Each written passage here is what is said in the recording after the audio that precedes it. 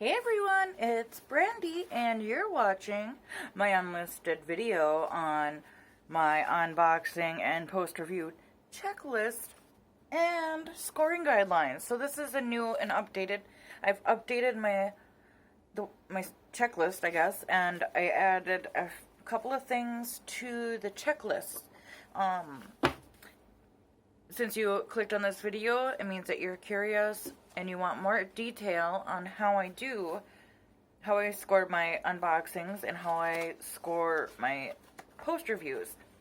I changed it a little bit just because I noticed a few things as I was filming and doing these different videos that there's just a little bit of tweaking that I wanted, and I thought, well, the beginning of the year is perfect, and I have my first unboxing coming up that'll be posted in the new year, so now was as good a time as any. So my last video was quite lengthy, so I'm going to try to make this one as quick as I can. So we'll start with the unboxing, and I'll go through the changes. I'm not going to, in my last video, which you'll still be able to see if you watch any of the old unboxings, like, not obviously my first ones, but more recent ones will have a link to an unlisted video in which I go over this. So that'll still be left up because I'm still using this guideline for those videos. I'm not going to go back and readjust anything on those just because it would take a long time. So, and the score is still going to be what it is regardless. So this just streamlines it a little bit more for me. So when it comes to an unboxing, I only added a couple things. So the first part, the checklist, this is more for me and going through so I don't forget to give you certain information, because I was pretty scattered in my videos where I'd tell you in one video I'd measure it, and then in the next video I wouldn't measure it. So the checklist is really there more for me to make my videos more cohesive and more streamlined, and so that they flow better, and so you're getting the same information for each one. So on the only thing that I added, I think, was one thing. Yes.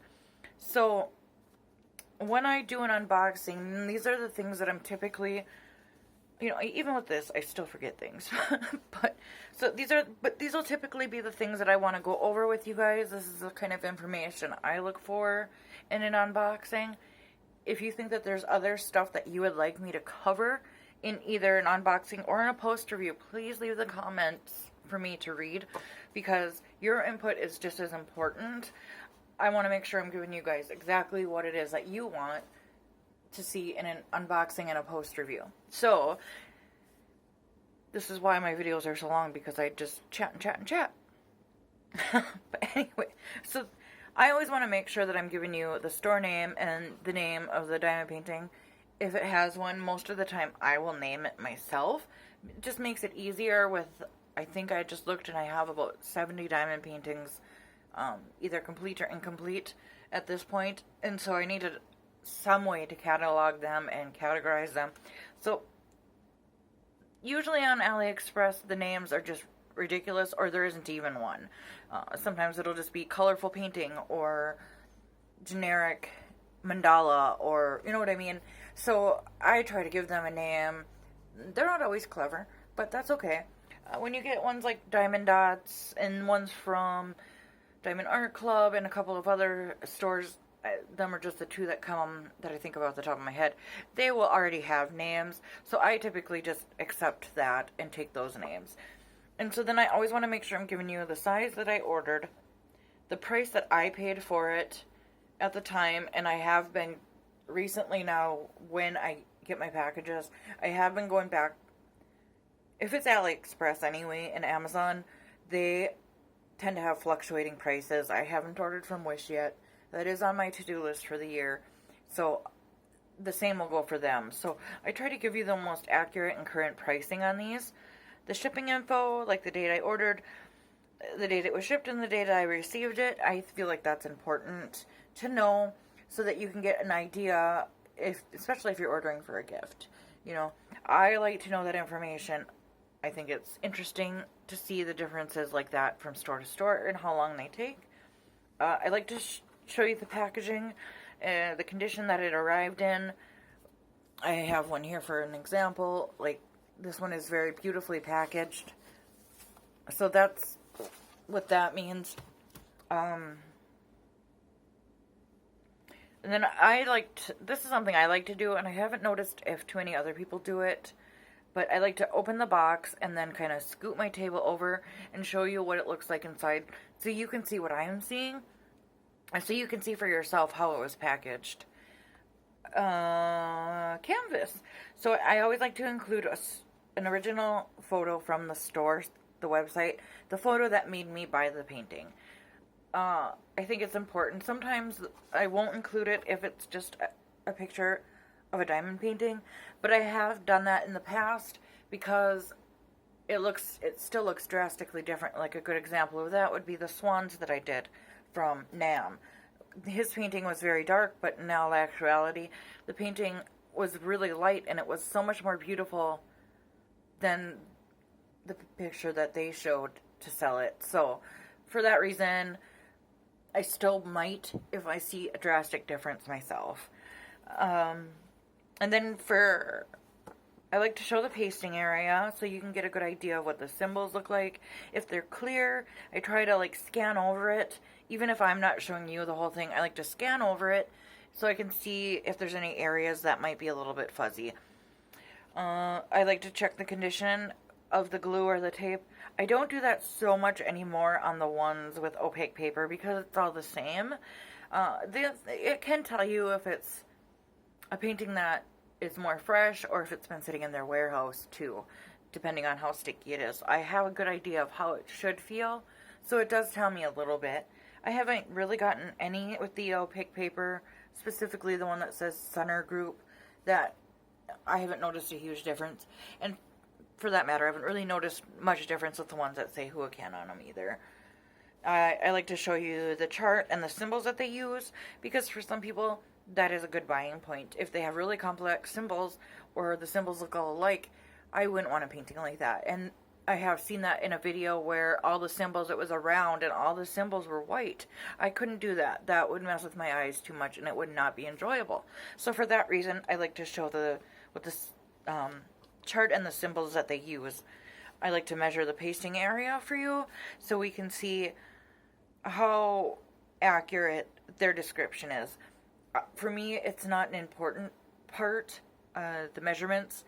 I don't care, honestly, if they list it as a 40 by 50, but it means the whole canvas. That doesn't really bother me. I just like to know the size for framing purposes, but I do measure it because that is important to some people. So, and then the beads, I like to show how they are packed.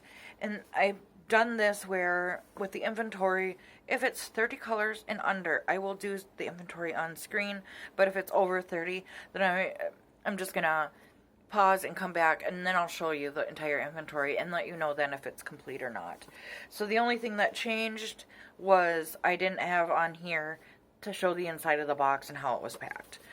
Now, this is where you're going to see a lot of the changes, and this could change again. If this doesn't work for me, then I will go back. I wanted to try to get some of these points moved out into other things so that we could score it and grade it on multiple things more than the 6 that are here. I was trying to get 10. I couldn't. I got 9 scoring points. So for the most part, these all stayed the same. So I have 1 point for the canvas condition, and that just means what it says. You know, if it's wrinkly, or if the glue is pinched or buckled, or if there's anything like that, then that's what that point goes for.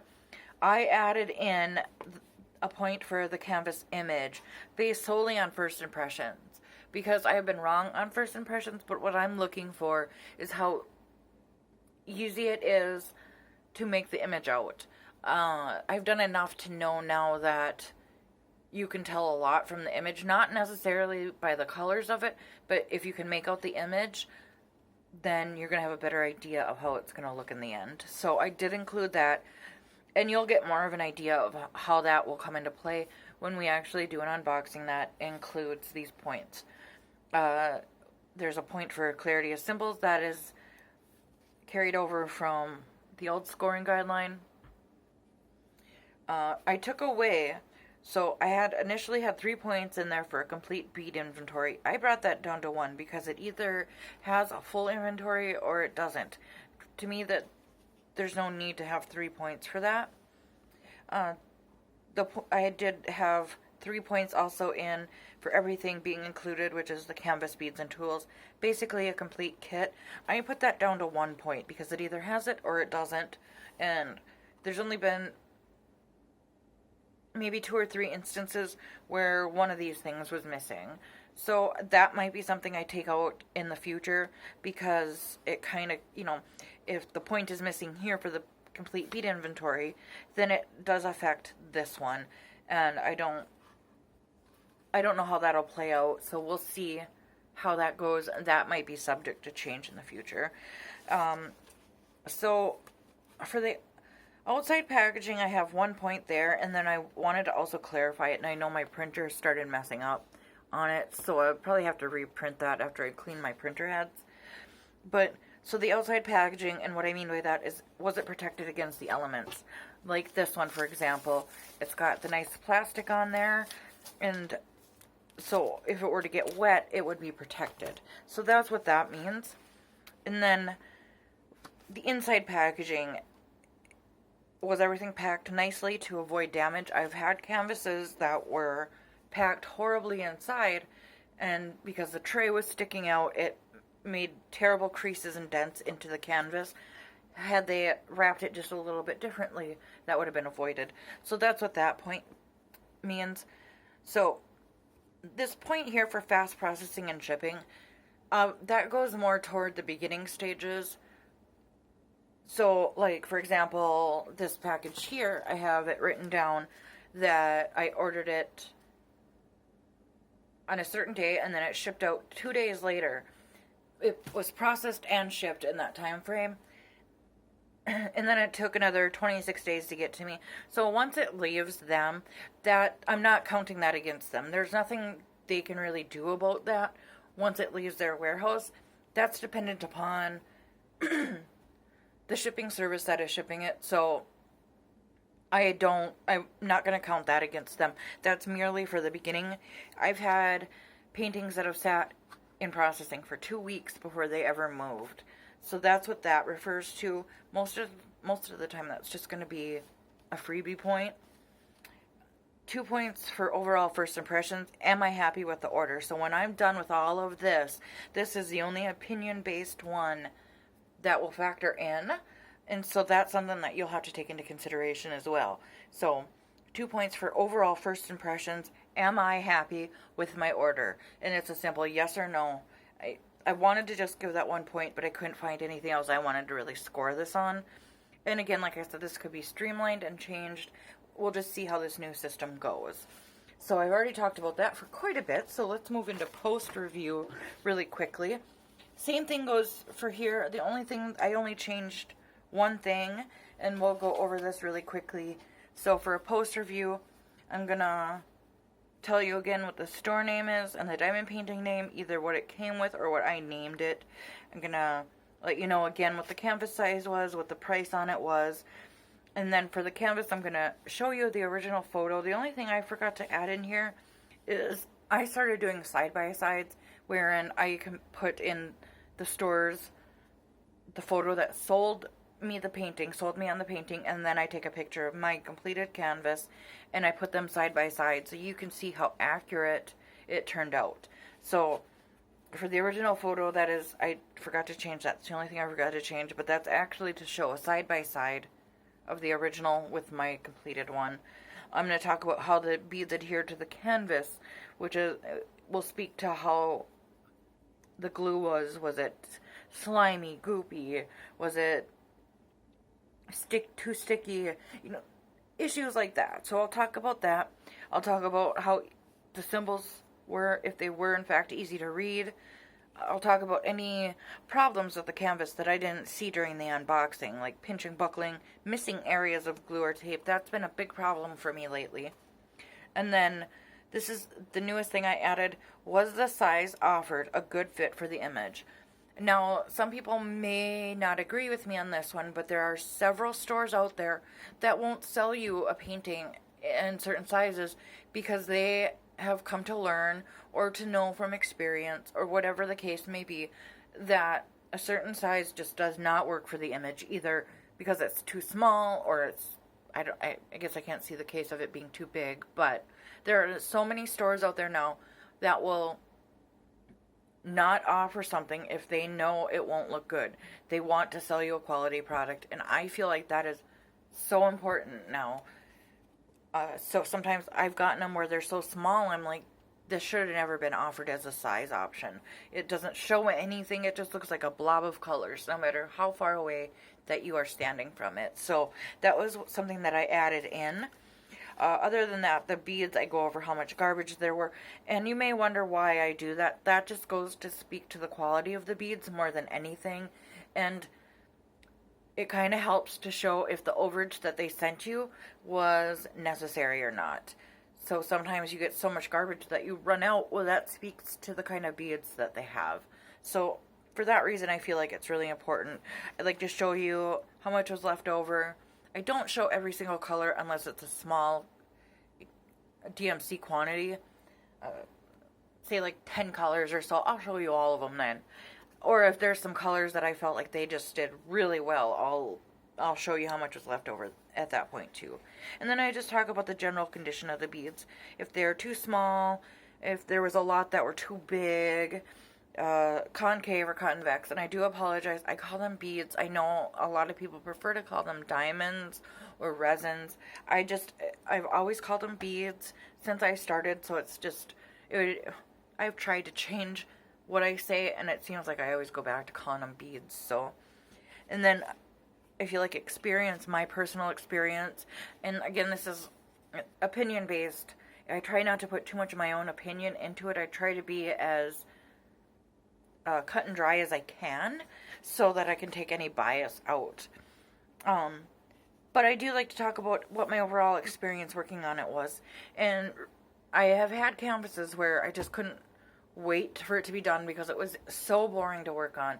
Or on the opposite end, I've had paintings that were so exciting that I was excited to keep working on it because it would reveal more and more, and it would just excite me to see this picture unfold. And so that's what that speaks to, is my overall experience. And I just ask myself, did it bring you joy or was it stressful? That's just the most simple way I can answer the question, what my overall experience was. And the store, and this is only if I need to communicate with them. Most of the time, this will also be a freebie point, where and it says right there, if no, skip this section. It's more like, did you need to communicate with the store? Did they respond in a reasonable time frame? Did they resolve my issues? If they had to resend items, how long did it take? I've only had that issue one time where I had actually asked them to send me something over. Well, twice. But the first issue we're not even going to get into. And so, again, the scoring is where a lot of the changes take place. And a lot changed with this. So initially I had 3 points for the overall look of the finished canvas. I thought I moved that, or I changed it altogether. I changed it to 2 points for image quality. Was it clear or pixelated? Was it clear or pixelated? And was the size offered a good fit? And that goes back to this right here where I added it in. Was it on here or was it on the scoring? Or on the unboxing?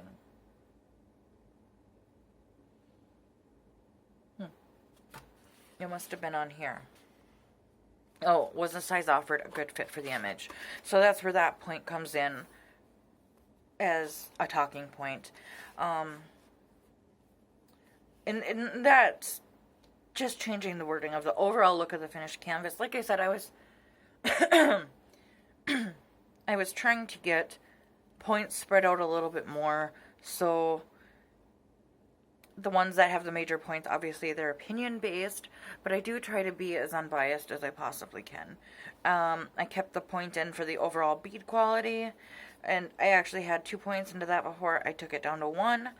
I put in a point for the glue quality, because I have had some that were really bad, and it actually did affect the working, how I worked on it, and what the overall experience working on it was. It was just so goopy and gross, and the beads would slide around, they wouldn't really stay in place, so I wanted to add that in there as something to talk about. I had 2 points for the fun factor, and I put that back in, and what that speaks on is this experience right here. So that is going to be opinion based, but I try to not talk about like personal things, like OCD things that I have to do or like to do, like the overage on the canvas of glue. I try to take that kind of stuff out and not include that into the score, but I do like to wanted to keep at least 1 point into that to answer the question, was this an enjoyable project for myself? You know, experience could be different for the user. So and their canvas condition, so I kept it at 1 point, and I just wanted to put in, did you have to iron or do excessive work to flatten it? And that's what that point goes for. If it's got a little bit of folding issues, but it doesn't affect how the beads go down onto the canvas, and it doesn't affect the finished look or won't go away in framing, that's kind of what that's talking about.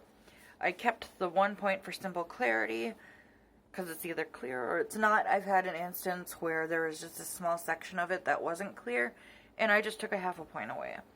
The communication, I even wrote freebie if no communication required. And then this is the other part where my opinion will come in, but I still think it's important, is I put 2 points in for recommendation, and I ask myself, would I buy from this store again? So if I can answer yes to this and yes to the recommendation, that's why there's 2 points into that. So I maybe would recommend it, but I personally wouldn't buy from them again based on whatever issues. So that's just a quick rundown of the new poster view and unboxing. If you have anything that you want me to add to these, or you would like me to just change, or any suggestions at all, please feel free to leave them down in the comments, and I would love to incorporate more of your guys' ideas into this. Thank you for watching this. I was a little bit long-winded. It was a lot of information to try to go through. I just want you guys to be informed. I just want you to know where I'm getting it, because most of the time I'm only going to show this portion on the screen and not necessarily this. And I'm actually going to try to get away from showing this on screen and just have pop-up words come on there. But we'll see how that goes, and we'll see how I can make it work out. So with that, I will let you go. Go watch more videos. Not just mine. Just go have a nice binge session on YouTube videos. Support some creators out there. Alright guys, have an awesome day. I will see you in the next one. I love you, friends. Bye.